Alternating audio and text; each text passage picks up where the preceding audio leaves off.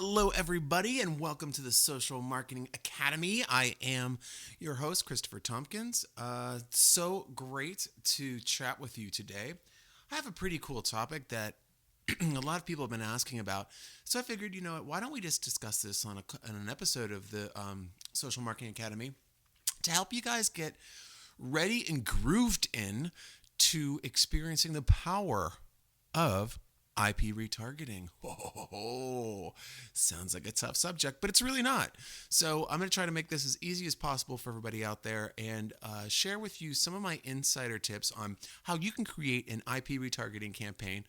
Also, what the heck is an IP retargeting campaign? So we can talk about that today on the Social Marketing Academy. Again, thanks for joining.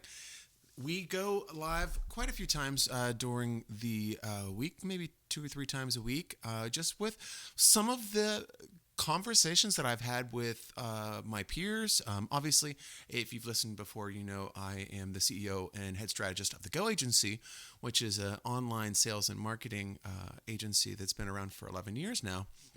And I have lots of conversations.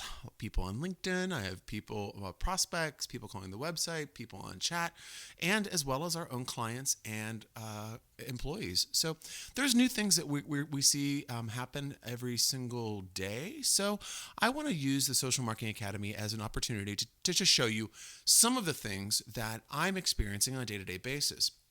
So you can check us out on Apple, iTunes, podcasts. You could also do Overcast, Stitcher, whatever you guys use for podcasts. We're there, and we've been doing the show now. Gosh, I've been doing it now for quite a few years. So there's lots of really great information available at your fingertips. Also, please take a check out the goagencyusa.com. Again, that's the goagencyusa.com. There's a great blog there where I'm writing just some really easy to use tips and facts that you can use to build your online strategy and your offline strategy. So check that out. We currently have a Zoom PDF. So if you're looking to make virtual meetings part of your new normal, as many people are, we got a great presentation there that will take you through all of the different Zoom settings and how to really create Zoom success for yourself. So I definitely urge you to check that out. And also just take a look around. There's lots of information there that is useful for you. Excuse me. So let's get right into this, okay? IP retargeting. Here is the thing, okay? Obviously, a lot of people are looking to get more traffic to their website. Okay, easy, right? That's something that a lot of marketers, that's their goals. So what are you doing with the traffic that gets to your website? Is there any way that how are you trying to convert them? I mean, on previous episodes, I've talked about pop-ups and forms and all of that good stuff. But, there's other ways that you can do this as well. Now, let's give you an example that I'm sure that you've recognized before. Maybe you've gone to Sephora or Kmart or Target, Kmart. What the heck did Kmart come from? Walmart, anywhere, any major retailer, Dick's Sporting Goods even. And then you've gone to Facebook or you've gone to another website after you visited that website. And you start seeing ads for the products that you were taking a look at or just the company in general. Now, what those are IP retargeted ads. So how do they work? How do these people creepy following you? Okay. First things first, it's not creepy. It's data. So all the stuff that you're doing online is completely public. Sorry, it's the truth.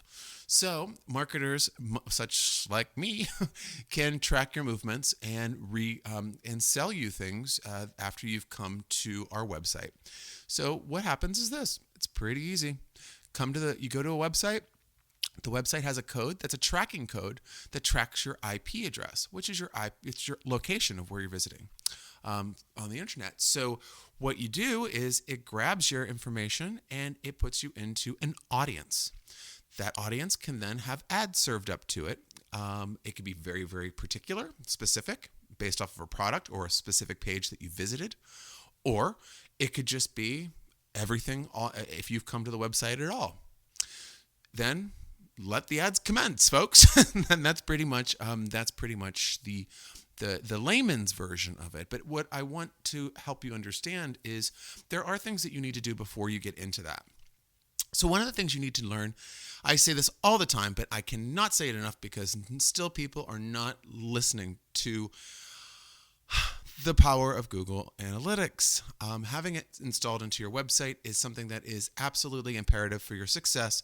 If success to you is people going to your website, making a purchase, or inquiring about your service. So obviously, I'm a service-based company, so I'm not selling things on my website. I mean, I have my book and things, but that's not my be-all and end-all for selling. But maybe I'm a supplement company, and that I could have 20 different products that I'm selling. So it depends on how specific that you need to be.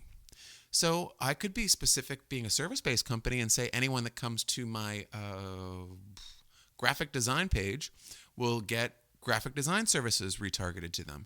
I could do that if I wanted to, but maybe I was selling my dietary supplements, and I want those to be shown to anyone that goes to those pages, or any page on the website for that matter. There's ways of doing that as well. So how do you get started with all of this? Well, like I said, Google Analytics is pretty much where I start. Why do I start there? Because I don't like spending a lot of money for stuff that I can't measure. Okay, that's the truth here, folks. How much money are you spending on so many people I talk to when I'm doing any sort of educational things or consulting or whatever, and it's like, well, I don't want to spend money on advertising. And I said, well, what if I could show you that there's actually an equation based off of your website traffic that would show me exactly how much you could actually make? Or if you would make anything, come on. Sometimes the campaigns are they're stinkers. So, but at least you know, because one of the things I always say is, oh, the gut feeling. I have a gut that this is my biggest seller. Why do you have a gut feeling that this is your biggest seller? You should know how much products you're selling and which ones are most popular. Again, I'm not being condescending here. I'm being like a harsh realist. Come on, it makes sense, right? If I'm selling products, I should know which ones are selling. That's how business goes, or at least have somebody that would tell me. So, if you're trying to get traffic to your website, how much traffic is enough? Well, generally, when you're getting started with this IP retargeting, this caper, what you're going to do is you're going to have a code. So, first steps first. What do? You want to get the pixel code for the IP retargeting service installed onto your website. What service are you going to use? Find one online. Get referred to somebody. I know we do this all the time at the Go Agency, but there's lots of marketing firms out there, and you can teach yourself how to do this yourself, but it depends on how much work you want to go into this, because it's nice to have someone to consult with regarding this subject, because sometimes it can be a little confusing. So you get that pixel and you install it into your website. As soon as it goes in there, it's going to start capturing all of the traffic that you get. Now, how much traffic are you getting? I don't know. I can't see your website right now, but you should take a look and see how many people are visiting your website. Now, usually the minimum to start a campaign is around like 250 visitors or 350, and those would be gained over a few days of time, or however long that would take you to get to that level. So, first deciding factor, if IP retargeting would be good for me. If I have to get 250 visitors before I can execute something, but I've never received more than 100 a month, that will give me an idea that this is probably not going to be maybe where I want to start my campaign. Okay, why do I say that? I say that because what your campaign should be is driving traffic to your website, not retargeting your traffic that's not going to your website. So this is something that happens a lot when people start just immediately saying retargeting as soon as we start having a conversation about online advertising.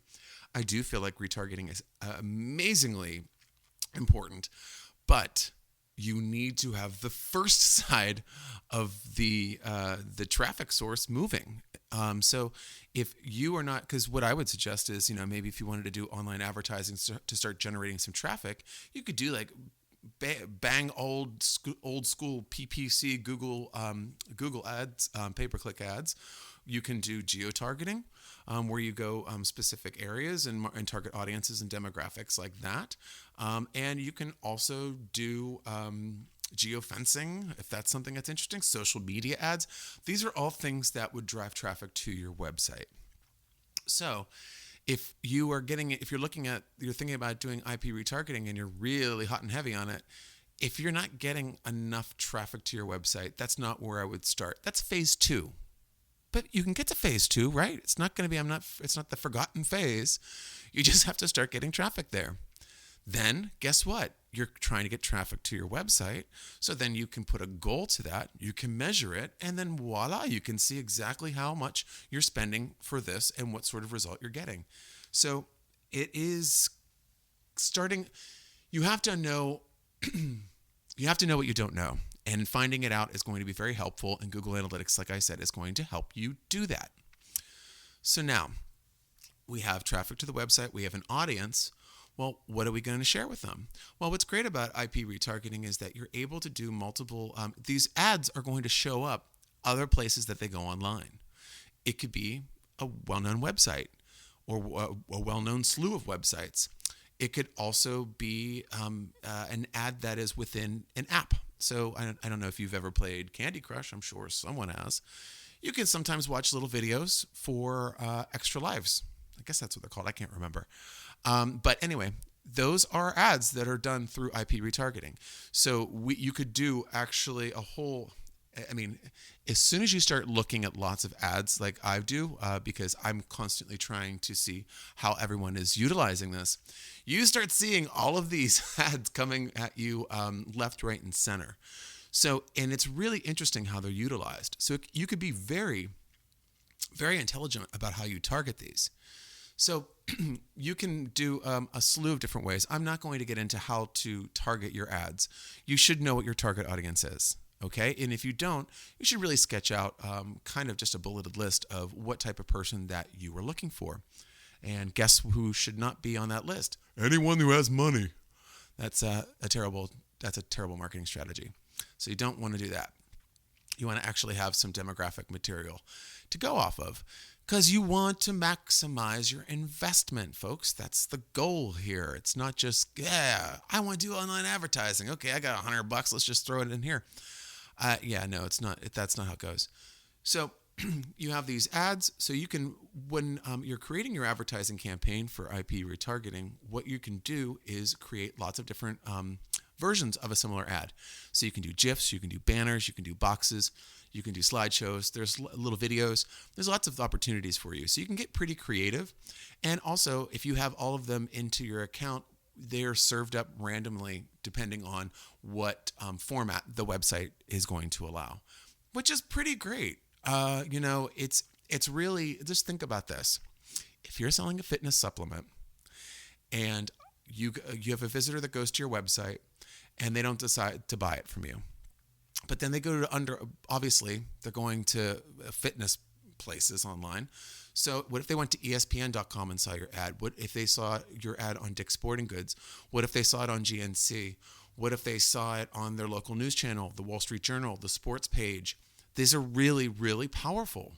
And then those impressions are going to be so powerful. An impression is how many times someone sees something. So you're going to be getting multiple impressions of these people at different places online. Just really, really elevates you. So see how powerful that is, but it means nothing if you don't have an audience. So if nobody is coming to your website, IP retargeting is a phase 2 activity. Phase 1 should always be building traffic to the website. So that is that in a nutshell.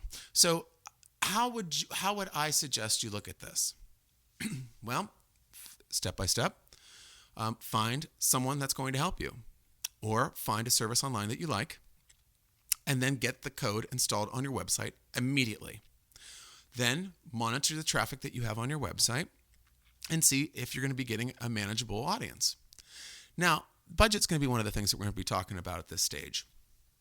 If you are getting 2 million visitors to your website and you are selling tons of products and there's lots and lots of web visitors, you're going to spend more money because it's going to cost more money to get more impressions because there's more people to impress, upon.